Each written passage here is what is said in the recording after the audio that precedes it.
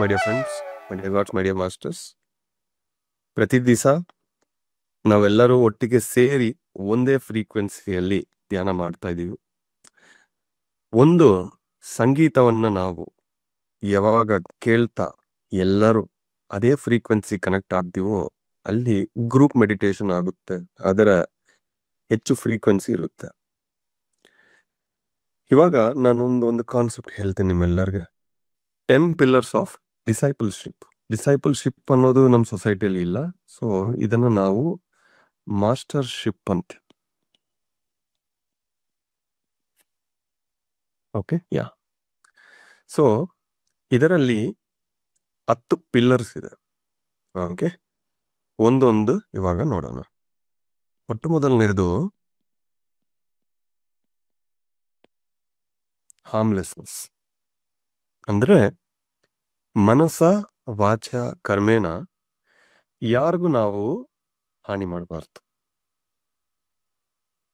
ಅಂದ್ರೆ ಒಳಗಿಂದ ಯಾರನ್ನು ಹಾನಿ ಮಾಡಬೇಕು ಅಂತ ಆಲೋಚನೆನೂ ಬರಬಾರದು, ಮಾತುಗಳು ಬರಬಾರದು, ಚೇಷ್ಟೆಯೂ ಬರಬಾರದು. ಇದು ಯಾರು ಫಾಲೋ ಮಾಡ್ತಾ ಇದ್ದಾರೋ ಅವ್ರ ಒಳಗೆ ಇರೋ ಮಾಸ್ಟ್ರಿ ಅನ್ನೋದು ಪ್ರತಿ ದಿವಸ ಹೆಚ್ಚಾಗ್ತಾ ಇರುತ್ತೆ. ಎರಡನೇದು ರೈಟ್ ಸ್ಪೀಚ್. ಮಾತುಗಳು ಯೋಚನೆ ಮಾಡಿ ಮಾತಾಡಿ, ಬಟ್ ಬಾಯಿಂದ ಬಂದ್ರೆ ಅದು ಯಾರನ್ನು ಹಾರ್ಮು ಮಾಡಬಾರದು. ಎರಡನೇದು ಸತ್ಯವನ್ನು ಮಾತಾಡಬೇಕು. ಏನಿದೆಯೋ ಅದನ್ನ ಪರ್ಫೆಕ್ಟ್ ಆಗಿ ಕ್ಲಿಯರ್ ಆಗಿ ನಾವು ಕಮ್ಯುನಿಕೇಟ್ ಮಾಡಬೇಕು. ಹೇಳೋಕೆ ಧೈರ್ಯ ಇಲ್ಲ ಅಂದ್ರೆ ಮೌನವಾಗಿರ್ಬೇಕು. ಬಟ್ ಏನೇ ಮಾತಾಡಿದ್ರು ಸ್ಪೀಚು ಪರ್ಫೆಕ್ಷನ್ ಇಂದ ಬರಬೇಕು. Right speech. ಪತ್ರಿಜಿಯವರದು ವಾಕ್ ಕ್ಷೇತ್ರ ಅಂತ ಒಂದು ಆಡಿಯೋ ಇದೆ, ಕನ್ನಡದಲ್ಲಿನೂ ಇರ್ಬೋದು. ಅದನ್ನು ನೀವು ಕೇಳಿ. ವಾಕ್ ಕ್ಷೇತ್ರ ಅನ್ನೋದು ಅಂದ್ರೆ ವಾಕ್ಗೂ ಒಂದು ಕ್ಷೇತ್ರನೇ ಇದೆ ಅನ್ನೋದು ಆ ಆಡಿಯೋಯಿಂದ ವಿಡಿಯೋಯಿಂದ ನಾನು ತುಂಬಾ ಕಲ್ತಿದ್ದೀನಿ 2004. ಮೂರನೇದು ಕಂಟ್ರೋಲ್ ಆಫ್ ಎಮೋಷನ್ಸ್. ಈಗ ಸಪ್ರೆಸ್ ಆಫ್ ಎಮೋಷನ್ಸ್ ಅಂತ ಹೇಳ್ತಾ ಇಲ್ಲ, ಕಂಟ್ರೋಲ್ ಅಂತ. ಸಪ್ರೆಸ್ ಅಂದ್ರೆ ಒಂಚೂರು ನೀವು ಎಕ್ಸ್ಪ್ರೆಸ್ ಮಾಡಿಲ್ಲ, ಅದ್ರ ಒಳಗೇನೆ ಇಟ್ಕೊಂಡಿದ್ರೆ ಅದು ಮತ್ತೆ ಬ್ಲಾಕ್ಸ್ ಆಗುತ್ತೆ. ತುಂಬಾ ನೋಯಿಗಳು ಬರುತ್ತೆ, ಅಂದ್ರೆ ಡಿಸೀಸಸ್ ಬರುತ್ತೆ, ಕಾಯಿಲೆಗಳು ಬರುತ್ತೆ. ಬಟ್ ಕಂಟ್ರೋಲ್ ಅಂದ್ರೆ ಎಷ್ಟು ಎಮೋಷನ್ಸ್ ಎಕ್ಸ್ಪ್ರೆಸ್ ಮಾಡಬೇಕು, ಎಷ್ಟು ಬೇಡ ಅನ್ನೋದು ನಾವು ಕಂಟ್ರೋಲ್ ಅಲ್ಲಿ ಇಟ್ಕೋಬೇಕು. ನಿನ್ನೆ ಒಂದು ಮೀಟಿಂಗ್ ಅಟೆಂಡ್ ಮಾಡಿದ್ದೀನಿ ಆನ್ಲೈನಲ್ಲಿ. ಅದರಲ್ಲಿ ಒಂದು ಹುಡುಗ ಕಂಟ್ರೋಲ್ ತಪ್ಪಿದಾನು, ಏನೇನೋ ಮಾತಾಡೋಕೆ ಶುರು ಬಿಟ್ಟಿದ್ದಾನು. 1-2 ನಿಮಿಷ ನಾನು ಏನು ಮಾತಾಡಿಲ್ಲ. ಅದಾದ್ಮೇಲೆ ಆ ಮೀಟಿಂಗ್ಗೆ ಒಂಥರ ಡಿಸ್ಟರ್ಬ್ ಆಗಿದೆ. ಬಟ್ ಆದ್ರೂ ನಾನು ಅದನ್ನ ಕರೆಕ್ಟ್ ಮಾಡಿ ಆ ಮೀಟಿಂಗ್ ಸಾಫ್ಟ್ ಆಗಿ ಎಂಡ್ ಮಾಡಿದ್ದೀನಿ. ಮೀಟಿಂಗ್ ಆಗಿದ ಮೇಲೆ ಒಂದು 10 ನಿಮಿಷ ಆದ್ಮೇಲೆ ದೊಡ್ಡ ಮೆಸೇಜ್ ಮಾಡಿದ, ಸಾರಿ, ಈ ತರ ಮಾತಾಡಿರಬಾರದು, ನಾನು ಎಲ್ಲರ ಮುಂದೆ ಈ ತರ ಏನೇನೋ ಮಾತಾಡ್ಬಿಟ್ಟಿದ್ದೀನಿ, ನನ್ಗೂ ಅವ್ರಿಗೆ ಆಗಲ್ಲ, ಅದಕ್ಕೆ ನನಗೆ ಏನೇನೋ ಮೆಸೇಜ್ ಕೊಟ್ಟು. ಅಂದ್ರೆ ನನ್ನ ಮೇಲೆ ಪ್ರಾಬ್ಲಮ್ ಇಲ್ಲ, ಆ ಗ್ರೂಪ್ ಒಳಗೇನೆ ಅವ್ರಿಗೆ ಪ್ರಾಬ್ಲಮ್ ಇದೆ. ಅದಕ್ಕೆ ನಾನೇನ್ ಮಾಡೋದು, ನಾನು ಒಬ್ಬ ಮಧ್ಯವರ್ತಿ ಆಗಿ ಅಲ್ಲಿ ನಿಲ್ತ್ಕೊಂಡು ಆ ಮೀಟಿಂಗ್ ಅನ್ನ ನಡೆಸಿದ್ದೀನಿ. ಅವ್ರವ್ರೊಳಗೆ ಪ್ರಾಬ್ಲಮ್ ಇದೆ. ಬಟ್ 10 ಜನ ಇದ್ರೆ 10 ಜನ ಇದ್ರೂ ಒಂದು ಪ್ಲೇಸ್ ಅಲ್ಲಿ ಏನ್ ಮಾತಾಡಬೇಕು ಅನ್ನೋ ಪ್ರಜ್ಞೆ ಇರಬೇಕು, ಒಂದು ಕಾಮನ್ ಸೆನ್ಸ್ ಇರಬೇಕು.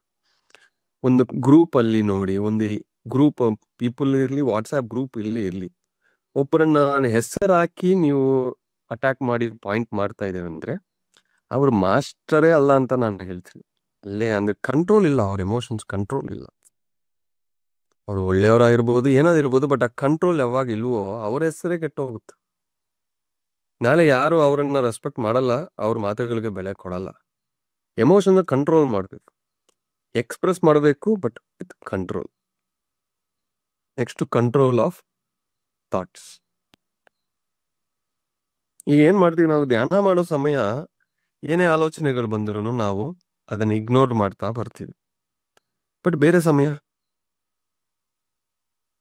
1-2 ಗಂಟೆ 1 ಗಂಟೆ ನಾವು ಧ್ಯಾನ ಮಾಡ್ತೀವಿ, 6 ಗಂಟೆ 7 ಗಂಟೆ ನಿದ್ರೆ ಮಾಡ್ತೀವಿ.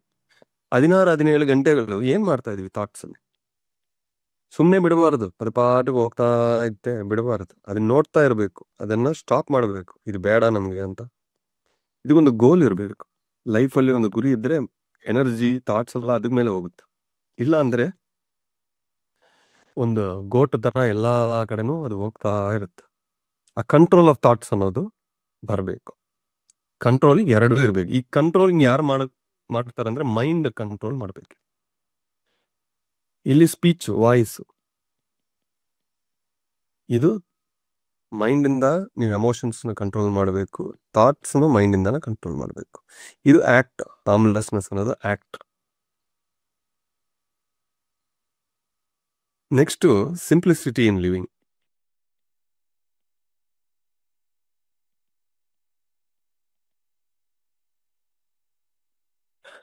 ಸಿಂಪ್ಲಿಸಿಟಿ ಅಂದ್ರೆ ಏನು? ಸಿಂಪ್ಲಿಸಿಟಿ ಅನ್ನೋದು ಫಸ್ಟ್ ಎಲ್ಲಿ ಶುರು ಆಗುತ್ತೆ ಅಂದ್ರೆ ಆಲೋಚನೆಯಲ್ಲಿ ಸ್ಟಾರ್ಟ್ ಆಗುತ್ತೆ. ಸಿಂಪಲ್ ಆಗಿ ಥಿಂಕ್ ಮಾಡ್ಬೇಕು. ಏನೇ ಇದ್ರೂ ತುಂಬಾ ಸಿಂಪಲ್ ಆಗಿ ನೀವು ಥಿಂಕ್ ಮಾಡಿದ್ರೆ ನಿಮ್ಮ ಲಿವಿಂಗ್ ತುಂಬಾ ಸಿಂಪಲ್ ಆಗಿರುತ್ತೆ. ತುಂಬಾ ಕಾಂಪ್ಲಿಕೇಟ್ ಮಾಡ್ಕೊಳ್ತಾರೆ ಜನ.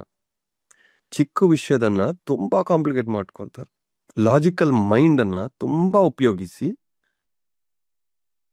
ಸಿಂಪಲ್ ಆಗಿ ಆಗೋ ಕೆಲಸನ ಇವರು ಡಿಲೇ ಮಾಡಿ ಕಾಂಪ್ಲೆಕ್ಸಿಟಿ ಮಾಡ್ಕೊಳ್ತಾರೆ. ಲೈಫ್ ಮೇಲೆ ನಿಮ್ಗೆ ಕ್ಲಾರಿಟಿ ಬರಬೇಕು. ಫಸ್ಟ್ ಲೈಫ್ ಮೇಲೆ ಒಂದು ಕ್ಲಾರಿಟಿ ಬರಬೇಕು. ಯಾವ ತರ ಲೈಫ್ ನಮ್ಗೆ ಬೇಕು ಅನ್ನೋದು ಇರಬೇಕು. ಸಿಂಪ್ಲಿಸಿಟಿ ಆಫ್ ಲೈಫ್ ಇದ್ರೆ ಮೈಂಡ್ ಅಷ್ಟು ಸರಳವಾಗಿರುತ್ತೆ. ತುಂಬಾ ಕಾಂಪ್ಲೆಕ್ಸಿಟಿ ಮಾಡ್ಕೊಂಡಿದ್ರೆ ಮಾತ್ರ ಆಮೇಲೆ ಮೈಂಡ್ ಅಲ್ಲಿ ಥಾಟ್ಸ್ ಆಗಲಿ ಎಮೋಷನ್ಸ್ ಆಗಲಿ ಕಂಟ್ರೋಲ್ ಮಾಡೋಕೆ ಆಗಲ್ಲ. ಹಂಗಾಗಿ ನಿಮ್ಮ ಲಿವಿಂಗ್ ಸ್ಟೈಲ್, ಲೈಫ್ ಸ್ಟೈಲ್ ಅನ್ನ ಸಿಂಪಲ್ ಆಗಿ ಇಟ್ಕೊಳ್ಳಿ. ಎಷ್ಟೋ ಪ್ರಾಬ್ಲಮ್ಸ್ ಇದು ಸೊಲ್ಯೂಷನ್ ಕೊಡುತ್ತೆ. ನೆಕ್ಸ್ಟ್, ರೆಗ್ಯುಲರ್ ಮೆಡಿಟೇಷನ್ ಪ್ರತಿ ದಿವಸ ಮಾಡಲೇಬೇಕು. ಯಾಕೆಂದ್ರೆ ನಿಮ್ಮ ಮನಸ್ಸನ್ನು ಶುದ್ಧಿ ಮಾಡೋದು ಧ್ಯಾನ ಒಂದೇ, ನಿಮಗೆ ಶಕ್ತಿ ಕೊಡೋದು ಧ್ಯಾನ ಒಂದ್ರೆ, ನಿಮ್ಮ ಕಾಯಿಲೆಗಳನ್ನ ರಿಮೂವ್ ಮಾಡೋದು ಧ್ಯಾನ ಒಂದ್ರೆ, ನಿಮ್ಮ ಒಳಗಿರೋ 7 ಚಕ್ರಗಳನ್ನ ಬ್ಯಾಲೆನ್ಸ್ ಮಾಡಿ ನೀವು ಆತ್ಮ ಅಂತ ನಿಮಗೆ ರಿಯಲೈಸೇಷನ್ ಕೊಡೋದು ಧ್ಯಾನನೇ. ಹಂಗಾಗಿ ಆ ರೆಗ್ಯುಲರ್ ಅನ್ನೋದು ಬರಬೇಕು. ಯಾರನ್ನು ಅವಾಗ ಮಾಡ್ತಾ ಇದ್ದೀನಿ, 2 ದಿವಸ ಬ್ರೇಕ್ ಬಂದಿದ್ದೆ, ಈ ತರ ಇರಬಾರದು. ಏನೇ ಇದ್ರೂ ಒಂದು ಸತಿ ಅದು ನಾವು ಧ್ಯಾನದಲ್ಲಿ ಕುತ್ಕೋಬೇಕು. ಆ ಕನೆಕ್ಟ್ ಅನ್ನೋದು ಬರ್ತಾ ಇರಬೇಕು. ಆ ರೆಗ್ಯುಲರ್ ಮೆಡಿಟೇಷನ್ ಅನ್ನೋದು ಇರಬೇಕು. 7ನೇದು ಸೆಲ್ಫ್ಲೆಸ್ ಸರ್ವಿಸ್. ಇದು ತುಂಬಾ ಇಂಪಾರ್ಟೆಂಟ್. ನಾನು ಸೆಲ್ಫ್ಲೆಸ್ ಸರ್ವಿಸ್ ಬಗ್ಗೆ ಮಾತಾಡ್ಬೇಕಂದ್ರೆ 1 ದಿವಸ ಆಗುತ್ತೆ. ಈಗ ಸರ್ವಿಸ್ ಅಂದ ತಕ್ಷಣ ಏನಂದ್ರೆ ಸೆಲ್ಫ್ಲೆಸ್ ಸರ್ವಿಸು ಯಾವುದೇ ಒಂದು ಎಕ್ಸ್ಪೆಕ್ಟೇಷನ್ ಇಟ್ಕೋಬಾರದು. ನಮ್ಮ ಎನರ್ಜಿಯನ್ನು ಕೊಟ್ಟು ಬರೋದೇ ಸೆಲ್ಫ್ಲೆಸ್ ಸರ್ವಿಸ್. ಇದೇನಾಗುತ್ತೆ ಅಂದ್ರೆ, ನಾನು ಹೋಗಿ ಎಷ್ಟು ಹೆಲ್ಪ್ ಮಾಡಿದ್ದೀನಿ, ನನಗೆ ಸ್ಟೇಜ್ ಅಲ್ಲಿ ಕರೆದಿಲ್ಲ, ನನಗೆ ಸನ್ಮಾನ ಮಾಡಿಲ್ಲ, ನನ್ನನ್ನು ಐಡೆಂಟಿಫೈ ಮಾಡಿಲ್ಲ, ನನಗೆ ಮೈಕ್ ಕೊಟ್ಟಿಲ್ಲ. ಅಲ್ಲಿ ಏನಾಗುತ್ತೆ, ಅದು ಸೆಲ್ಫ್ಲೆಸ್ ಸರ್ವಿಸ್ ಅಲ್ಲ. ಎಕ್ಸ್ಪೆಕ್ಟೇಷನ್ ಇಟ್ಕೊಂಡು ಸರ್ವಿಸ್ ಅನ್ನೋ ಹೆಸರಲ್ಲಿ ಮಾಡ್ತಾ ಇದ್ದಾರೆ. ಈ ಯಜ್ಞಗಳಲ್ಲಿ, ಹಾಸನ ಯಜ್ಞ ಆಗ್ಲಿ, ನಮ್ಮ ಚನ್ನರಾಯಪಟ್ಟಣ ಯಜ್ಞದಲ್ಲಿ ಒಬ್ಬರಿದ್ದಾರೆ ಮಾಸ್ಟರ್, ವಿನಾಯಕ್ ಹೆಗ್ಡೆ ಅಂತ. ಸ್ಟೇಜ್ ಮೇಲೆನೆ ಬರಲ್ಲ, ಹಿಂದೆನೆ ಇರ್ತಾರೆ. ಅವ್ರ ಪಾಟಿಗೆ ಅವ್ರ ಕೆಲಸಗಳು ಮಾಡ್ತಾ ಇರ್ತಾರೆ. ನಾನು ಅವ್ರ ಬೆಳಗ್ಗೆ ನೋಡ್ತೀನಿ, ಮತ್ತೆ ಎಲ್ಲ ಪ್ರೋಗ್ರಾಮ್ ಆದ್ಮೇಲೆ ನೋಡ್ತೀನಿ, ಮುಂದೆ ಬರಲ್ಲ. ಅವ್ರ ಪಾಟಿ ಕೆಳಗೆ ಅವ್ರು ವರ್ಕ್ಸ್ ಮಾಡ್ತಾ ಇರ್ತಾರೆ. ಎಷ್ಟೇ ವರ್ಕ್ಸ್ ಇದ್ರು ವರ್ಕ್ಸ್ ಮಾಡ್ತಾ ಇರ್ತಾರೆ. ಅವ್ರಿಗೆ ಏನು ಬೇಡ, ಆ ವರ್ಕ್ ಒಂದು ಸಾಕು. ಆತರ ಎಷ್ಟೋ ಜನ ತೆರೆ ಹಿಂದೆ ಇರ್ತಾರೋ, ಅವ್ರು ಮುಂದೆ ಬರೋದು ಇಷ್ಟ ಇಲ್ಲ, ಯಾರಿಗೆ ಕಾಣಿಸಲ್ಲ. ಬಟ್ ಅವ್ರ ಕೆಲ್ಸನ ಅವ್ರು ಮಾಡ್ಕೊಂಡು ಹೋಗ್ತಾ ಇರ್ತಾರೋ. ಯಾಕಂದ್ರೆ ಅವರು ವರ್ಕ್ ಫೋಕಸ್ಡ್ ಆಗಿರ್ತಾರೋ, ಅವ್ರಿಗೆ ಬೇರೆ ಏನು ಬೇಡ. ಅದರಿಂದ ಏನಾದ್ರು ಬರುತ್ತಾ ಅಂದ್ರೆ ಏನಿಲ್ಲ, ಸರ್ವಿಸ್ ಮಾಡಬೇಕು, ನಾನು ಮಾಡ್ತಾ ಇದ್ದೀನಿ, ಸೆಲ್ಫ್ಲೆಸ್ ಆಗಿ ಮಾಡ್ತಾ ಇದ್ದೀನಿ. Beautiful masters. ಮಂಜೇಗೌಡ ಮೊನ್ನೆ ಬಂದು ಚನ್ನರಾಯಪಟ್ಟಣದಲ್ಲಿ ಸ್ಟೇಜ್ ಮೇಲೆ ಬಂದಿಲ್ಲ, ಅವ್ರ ಪಾಟ್ಗೆ ಅವ್ರ ವರ್ಕ್ಸ್ ಎಲ್ಲ ಮಾಡಿ ಕೊನೆಗೆ ಎಲ್ಲ ರಿಪೋರ್ಟ್ ಕೊಟ್ಟು ಹೋಗ್ತಾ ಇದ್ದಾರೆ. ನೋಡಿ, ಎಷ್ಟೋ ಜನ ಇದ್ದಾರೆ. 1-2 ಹೆಸರುಗಳು ನಾನು ಹೇಳಿದ್ದೀನಿ, ಬಟ್ ಪ್ರತಿಯೊಬ್ರು ಮಾಡಿದ್ರು. ಬಟ್ ಒಳಗೆ ನನಗೆ ಇದು ಇಲ್ಲ, ಅದು ಹಾಕಿಲ್ಲ. ಯಾಕಂದ್ರೆ ಒಂದು ಯಜ್ಞದಲ್ಲಿ ಏನಾಗಿದೆ, ಒಬ್ಬ ಮಾಸ್ಟರ್ ಯಾರೋ ಬಂದ್ರು, ನಾನು ನೋಡಿಲ್ಲ ಅವರು. ನನ್ನನ್ನು ಸ್ಟೇಜ್ ನನ್ನ ಕರೆದಿಲ್ಲ, ನನಗೆ ಮೈಕ್ ಕೊಟ್ಟಿಲ್ಲ ಅಂತ ದೊಡ್ಡ ಅವಮಾನ ಅಂತ. ಅದಕ್ಕೆ ಝೂಮ್ ಎಲ್ಲ ಇಟ್ಕೊಂಡು 4 ಜನ ಅದು ಚರ್ಚೆ ಎಲ್ಲ ಮಾಡಿ ಆ ಯೂಟ್ಯೂಬ್ ಲಿಂಕ್ ಎಲ್ಲ ನನಗೆ ಕಳಿಸಿದ್ರೆ ನನಗೆ ಒಂಥರ ಆಯ್ತು. ನಾನು ಅವರನ್ನು ನೋಡೇ ಇಲ್ಲ. ನೋಡಿದ್ರೆ ನಾನು ಯಾಕೆ ಕರೆಯಲ್ಲ? ಅಂದ್ರೆ ಒಂದು ದೊಡ್ಡ ಆಕ್ಟ್ ಆಗಿದೆ ಅಲ್ಲಿ. ಅವಾಗಿಂದ ನನ್ನ ಮೇಲೆ ಒಂದು ದ್ವೇಷ ಏನೇನೋ ಆಗಿದೆ. ಸೊ ಇದು ನನಗೆ ನಗು ಬರ್ತಾ ಇದೆ. ಓಪನ್ ಹೇಳ್ಬೇಕು ಅಂದ್ರೆ ನಗ್ತಾ ಇದ್ದೀನಿ ನಾನು. ಯಾಕಂದ್ರೆ ಫಸ್ಟ್ ಆಫ್ ಆಲ್ ನೀವು ಮಾಡೋದು ಸೆಲ್ಫ್ಲೆಸ್ ಸರ್ವಿಸ್ ಅಂತ ನಿಮ್ಮನ್ನು ನೀವು ಪ್ರಶ್ನೆ ಮಾಡ್ಕೊಳ್ಳಿ. ಓಕೆ, ನಿಮ್ಮ ಎಕ್ಸ್ಪೆಕ್ಟೇಷನ್ ಒಂದು ಇರ್ಬೋದು, ಬಟ್ ನಿಮ್ಮ ಎಂಟೈರ್ ಟೀಮ್ ಅನ್ನು ಮೈಂಡ್ ಅಲ್ಲಿನೂ ಅದನ್ನೇ ಆಡ್ ಮಾಡಿ ಏನ್ ಸಾಧಿಸ್ತಾ ಇದ್ರಿ ನೀವು? ಓಕೆ, 8ನೇದು ಸ್ಪಿರಿಚುವಲ್ ಸ್ಟಡಿ.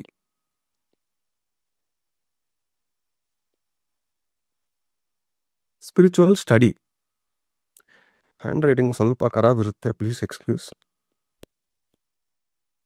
ಸ್ಪಿರಿಚುವಲ್ ಸ್ಟಡಿ ಅಂದ್ರೆ ನಾನು ಒಬ್ಬ ಸ್ಟೂಡೆಂಟ್ ಅಂತ ನಿಮ್ಮ ಮೈಂಡ್ ಅಲ್ಲಿ ಇದ್ರೆ ಮಾತ್ರನೇ ಯಾವಾಗ್ಲೂ ಸ್ಟಡಿ ಅನ್ನೋದು ಇರುತ್ತೆ. ನೋಡಿ, ಈ ಕಾನ್ಸೆಪ್ಟ್ ನಾನು ಸ್ಟಡಿ ಮಾಡಿ ಬಂದಿದ್ದೀನಿ, ನಿಮ್ಗೆ ಹೇಳ್ತಾ ಇದ್ದೀನಿ. ಸೊ ಯಾವಾಗ್ಲೂ ಆ ಎಜುಕೇಶನ್ ಅನ್ನೋದು ಇರಬೇಕು. ಈಗ ನನ್ನ ಪಕ್ಕ ಯಾವಾಗ್ಲೂ ಒಂದು ಬುಕ್ಸ್ ಇರುತ್ತೆ. Always I maintain books. ಓದ್ತಾ ಇರಬೇಕು ಏನಾದೊಂದು ವಿಷಯ. ಸ್ಪಿರಿಚುವಲ್ ವಿಷಯ ತಲೆ ಒಳಗೆ ಇದ್ರೆ ಬೇರೆ ವಿಷಯ ಒಳಗೆ ಇರಲ್ಲ. ಒಂದು ವಿಷಯ ಇರಬೇಕು, ಇಲ್ಲಂದ್ರೆ ವಿಷಯ ಇರುತ್ತೆ.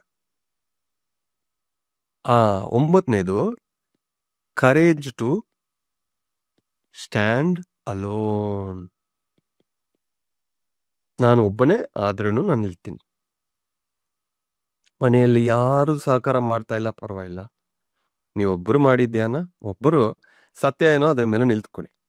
ನಾನೊಂದು ಪ್ರಾಜೆಕ್ಟ್ ಮಾಡ್ತಾ ಇದ್ದೀನಿ, ಯಾರು ಇಲ್ಲ, ಪರವಾಗಿಲ್ಲ, ನೀವೊಬ್ಬರೇ ಮಾಡಿ. ಇಲ್ಲ ಏನೋ ಪ್ರಾಬ್ಲಮ್ ಅಂದ್ರೆ ಎಲ್ಲ ಹೋಗ್ಬಿಡ್ತಾರೋ, ಇರ್ಲ ನೀವಿರಿ, ನಿಲ್ತ್ಕೊಳ್ಳಿ. Stand alone, stand strong, stand with courage. ನಿಲ್ತ್ಕೋಬೇಕು ನಾವು. ಯಾರೇ ಇದ್ರು ಇಲ್ಲ ಅಂದ್ರೇನು, ಯಾರೇ ನನ್ಗೆ ಇಷ್ಟ ತೋರಿಸಿದ್ರು, ದ್ವೇಷ ತೋರಿಸಿದ್ರು, ಮಾನ ಮಾಡಿದ್ರು, ಅವಮಾನ ಮಾಡಿದ್ರು, ನಾನು 25 ವರ್ಷದಿಂದ I am standing alone. Standing alone. ಏನೇ ಬಂದ್ರು ನನ್ನ ಗುರಿ ನಾನು ಚೇಂಜ್ ಮಾಡ್ಕೊಳ್ಳಲ್ಲ. ಎಲ್ಲೇ ಇದ್ರು ಧ್ಯಾನ ಪ್ರಚಾರ ನಾನು ಸ್ಟಾಪ್ ಮಾಡಲ್ಲ. ಯಾರು ಏನ್ ಬೇಕನ್ನೋ ಟ್ರೈ ಮಾಡಿ, ಬಟ್ ನನ್ನಿಂದ ಧ್ಯಾನ ಪ್ರಚಾರನ ದೂರ ಮಾಡೋಕೆ ಸಾಧ್ಯನೇ ಇಲ್ಲ. ಅದು ಯಾವಾಗ ಸ್ಟಾಪ್ ಆಗುತ್ತೆ ಅಂದ್ರೆ ಈ ಕೊನೆಯ ಉಸಿರಿಗೆ ಸ್ಟಾಪ್ ಆಗುತ್ತೆ ಅಷ್ಟೇ. ಮೇಲೆ ಕೆಲಸಗಳು ಸ್ಟಾರ್ಟ್ ಆಗುತ್ತೆ. So works will continue. ಯಾಕೆಂದ್ರೆ ನನ್ನ ಕರೇಜ್ ಇದೆ. ಯಾಕಂದ್ರೆ ಕರೇಜ್ ಯಾವಾಗ ಬರುತ್ತೆ? ನೀವು ಸತ್ಯದ ಜೊತೆ ಇದ್ರೆ ಕರೇಜ್ ಬರುತ್ತೆ. ಅಸತ್ಯದಲ್ಲಿ ಇರೋರ್ಗು ಭಯನೇ ಇರುತ್ತೆ. ಹಿಂದೆ ನಿಲ್ಕೊಂಡು ಮಾಡೋದು ಏನೋ ಮಾಡ್ತಾ ಇರ್ತಾರೆ, ಅವ್ರ ಕರೇಜ್ ಇರಲ್ಲ. ಕರೇಜ್ ಯಾವಾಗ ಬರುತ್ತೆ ಅಂದ್ರೆ when you stand with the truth. And ಒಂದೊಂದ್ಸತಿ ಯಾರು ಇರಲ್ಲ, ನೀವು ಒಬ್ಬರೇ ಇರ್ತೀರಿ, ನಿಲ್ತ್ಕೋಬೇಕು. ಅವಾಗ 10 ಜನ ಇದ್ರು, ನೀವು ಒಬ್ಬರೇ ಇದ್ರು ನಿಮ್ಗೆ ಯಾವ ಪ್ರಾಬ್ಲಮ್ ಇಲ್ಲ. 10 ಜನ ಬಂದ್ರೆ ಓಕೆ, ಒಳ್ಳೇದು, ಇನ್ನೂ ಫಾಸ್ಟ್ ಆಗುತ್ತೆ ಕೆಲಸ. ಯಾರು ಇಲ್ಲ ಅಂದ್ರೆ ನಾನು ಒಬ್ಬನೇ ಮಾಡ್ತೀನಿ ಅನ್ನೋ ಕರೇಜ್ ಇರಬೇಕು. ಡೆವಲಪ್ ಮಾಡ್ಕೋಬೇಕು. ಈ ಕರೇಜ್ಗೆ ಆಪೋಸಿಟ್ ಫಿಯರ್. ಅಯ್ಯೋ ಜನ ಬಂದಿಲ್ಲ ಅಂದ್ರೆ ಏನು, ಇವರು ಕೈ ಕೊಟ್ರೆ ಏನು, ಅದು ಇದು, ಆ ಭಯ ಇದ್ರೇನೆ ಮತ್ತೆ ಮೈಂಡ್ ಖರಾಬ್ ಆಗುತ್ತೆ. ಕೊನೆಯದು ಲವ್ ಅಂಡ್ ಯೂನಿಟಿ. ಲವ್ ಅಂದ್ರೆ ಯೂನಿವರ್ಸಲ್ ಲವ್. ಯೂನಿಟಿ. ಎಲ್ಲೇ ನಾವು ಹೋಗಿದ್ರು, ಏನೇ ಒಂದು ಮಾಡಿದ್ರು, ಎಷ್ಟು ಜನ ಇದ್ರು, ನಾವೆಲ್ಲರೂ ಒಂದೇ ಥಾಟ್ ಮೇಲೆ ಇರಬೇಕು. ಒಂದೇ ಥಾಟ್ ಮೇಲೆ ನಾವು ಇದ್ರೆ ಅಲ್ಲಿ ಯುನೈಟ್ ಆಗೋದು ಏನು ಅಂದ್ರೆ ಸೋಲ್ ಕಾನ್ಶಿಯಸ್ನೆಸ್, ಗ್ರೂಪ್ ಕಾನ್ಶಿಯಸ್ನೆಸ್. ಆ ಗ್ರೂಪ್ ಅಲ್ಲಿ ಒಬ್ಬರು ಮೈಂಡ್ ಸರಿ ಇಲ್ಲ ಅಂದ್ರೆ ಆ ಗ್ರೂಪ್ ಕಾನ್ಶಿಯಸ್ನೆಸ್ ಡ್ಯಾಮೇಜ್ ಆಗುತ್ತೆ, ಗೊತ್ತಾ? ಈಗ 5th ಡೈಮೆನ್ಷನ್ ಅಂತಾರೆ ಪ್ಲೈಡಿಯನ್ಸ್. ಆ ವರ್ಲ್ಡ್ ಅಲ್ಲಿ ಒಬ್ಬರ ಮೈಂಡ್ ಅಲ್ಲಿ ಒಂದು ನೆಗೆಟಿವ್ ಥಾಟ್ ಬಂದ್ರೆ ಆ ಲೋಕದಿಂದ ಅವರನ್ನು ಹೊರಗೆ ಕಳಿಸ್ಬಿಡ್ತಾರೆ, ಅವ್ರನ್ನ ಕೌನ್ಸಿಲಿಂಗ್ ಮಾಡ್ತಾರೆ. ಅಂದ್ರೆ ಅವ್ರಿಗೆ ಗೊತ್ತು ಆ ಸತ್ಯ ಏನು ಅಂದ್ರೆ ಅವ್ನ ಮನಸ್ಸನ್ನು ಹೆಂಗಿಟ್ಕೋಬೇಕು ಅಂತ. ನಾನು ಹೇಳೋದು ಒಂದೇ, ಇಷ್ಟ ಇದ್ರೆ ನಾವು ಅಲ್ಲಿ ಇರ್ಬೇಕು, ಇಷ್ಟ ಇಲ್ಲ ಅಂದ್ರೆ ಇರಬಾರದು. ಒಳಗೆ ಒಂದು ಇಟ್ಕೊಂಡು ಹೊರಗೆ ಒಂದು ಇಟ್ಕೊಂಡು ನೀವು ಇಲ್ಲಿದ್ರೆ ನಿಮ್ಗೇನು ಡ್ಯಾಮೇಜ್ ಆಗುತ್ತೆ, ಅಲ್ಲಿರೋ ಪ್ರತಿಯೊಬ್ಬರಿಗೂ ಡ್ಯಾಮೇಜ್ ಆಗುತ್ತೆ. ಇದು 10 ಪ್ರಿನ್ಸಿಪಲ್ಸ್. ಇದನ್ನ ಸ್ಟಡಿ ಮಾಡಿ. ಒಂದೊಂದು ನೋಡಿ. ನಾನು ಯಾರಿಗಾದ್ರು ಹಾನಿ ಮಾಡ್ತಾ ಇದ್ದೀನ? ಯಾರೇ ನನ್ಗೆ ತೊಂದರೆ ಕೊಟ್ರು ಓಕೆ, ನಾನು ಅವ್ರಿಗೆ ತೊಂದರೆ ಕೊಡೋ ಗುಣಗಳಿದೆಯಾ, ಅದನ್ನು ಚೇಂಜ್ ಮಾಡ್ಕೊಳ್ಳಿ. ನನ್ನ ವಾಕ್ ಎಲ್ಲಿದೆ, ಹೆಂಗಿದೆ ಅಂತ ನೀವು ಅಬ್ಸರ್ವ್ ಮಾಡಿ. ಎಮೋಷನ್ಸು, ಥಾಟ್ಸ್, ಮತ್ತೆ ನಿಮ್ಮ ಲೈಫ್ ಸ್ಟೈಲು. ರೆಗ್ಯುಲರ್ ಧ್ಯಾನ ಮಾಡ್ತಾ ಇದ್ದೀನ, ಸೇವೆಯನ್ನು ಮಾಡ್ತಾ ಇದ್ದೀನ, ಯಾವುದೇ ಒಂದು ಎಕ್ಸ್ಪೆಕ್ಟೇಷನ್ ಇಲ್ಲ, ಆ ಥರ ಸೇವೆ ಮಾಡ್ತಾ ಇದ್ದೀನ, ಇಲ್ಲಾಂದ್ರೆ ಎಕ್ಸ್ಪೆಕ್ಟೇಷನ್ ಇಟ್ಕೊಂಡು ಮಾಡ್ತಾ ಇದ್ದೀನ. ಪ್ರತಿ ದಿವಸ ಪ್ರತಿಯೊಬ್ಬರಿಂದ, ಪ್ರತಿ ಪುಸ್ತಕದಿಂದ ಕಲಿತಾ ಇದ್ದೀನ.